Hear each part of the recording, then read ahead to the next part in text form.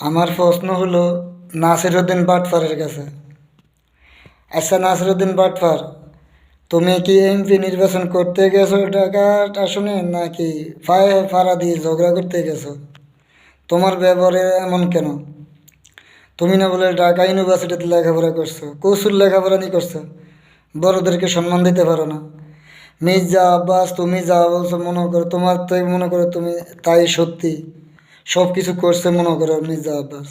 তুমি ওই মির্জা আব্বাস একজন খারাপ লোক হইতে পারে, তুমি কেন খারাপ হইবা?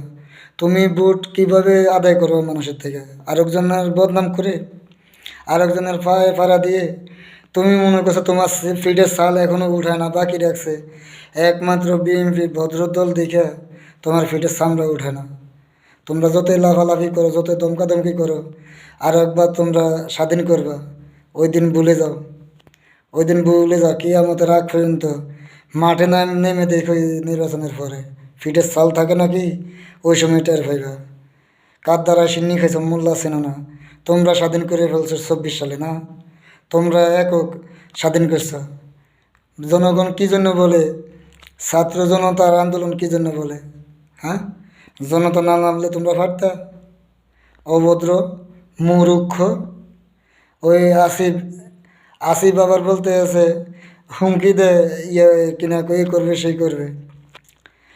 তোরা এই এনসিপি না ধনসিপি যা আসত, হ্যাঁ, যে পর্যন্ত আইসা পৌঁছাইছ এই পর্যন্ত থাক এসছে, আর সামনে বাড়তি চাইস না, নাহলে গিরাও থাকবে না, হাড়গোড় কিছু লোকে থাকবে না, জনতায় ফিটে তো করে ফোকা ফোকা চামড়া উঠে ফেলবে।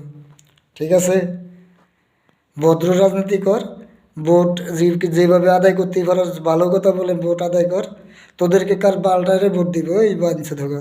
তোদেরকে ভোট দিবে কে? হ্যাঁ, দেশের ভিতরে দল দুইটাই আছে, একটা হইলো আওয়ামী লীগ আর একটা হইলো বিএনপি। বিএনপি মুক্তিযুদ্ধের দল, আওয়ামী লীগ মুক্তিযুদ্ধের দল, আর বাকিরা হইলো যাইয়া হর বার্তা। ওই তাল গাছে দেখো না, বিভিন্ন তাল গাছে বিভিন্ন গাছে অন্য একটা আর একটা গাছ উঠে, বট গাছ উঠে। হ্যাঁ, তোমরা হইছো এরকম হওয়ার বার্তা। ঠিক আছে, বড় বড় কথা কমাইয়া যত পারো স্বাস্থ্যের জন্য উপকার হবে। এখন যত কথা কম বলবা, যত ভদ্র ব্যবহার করবা, তত তোমাদের স্বাস্থ্যের জন্য উপকার হবে। আর নইলে লাঠির ফিডার লগে তোমাদেরকে লম্বা বানিয়ে ফেলবে। তুমি ইয়ারে মির্জা আব্বাসের হুমকিতে বাঁশের কেল্লা নিয়ে নামতে না, বাঁশ নিয়ে নামতে। বাঁশ যদি তোমার পিছন দিয়ে না দিছে জনগণ, ওই সময় বলবা। এখন কিছু বলে না, কি জন্য জানো নেই? নির্বাচন বিধি লঙ্ঘন হবে, আর কিছু কিছু হইলে তোমরা বিএনপির দোষ দিবা। ওই যে বন্ড মাওলানা, তে মাওলানা না তে লুসা, তে হইলো লুসা, আমির হারাম যাতে তার নাম। তে ইয়ার এখন ডরাইতে আছে, কয় বিএমপি নাকি হুমকি দিছে। তার মতন কুকুর মারতে বুঝি বিএমপি যাবে না হাত ময়লা করতে? হ্যাঁ, পাগল হয়েছে? তার মতন কুকুর মেরে হাত কালা করবে বিএমপির লোক?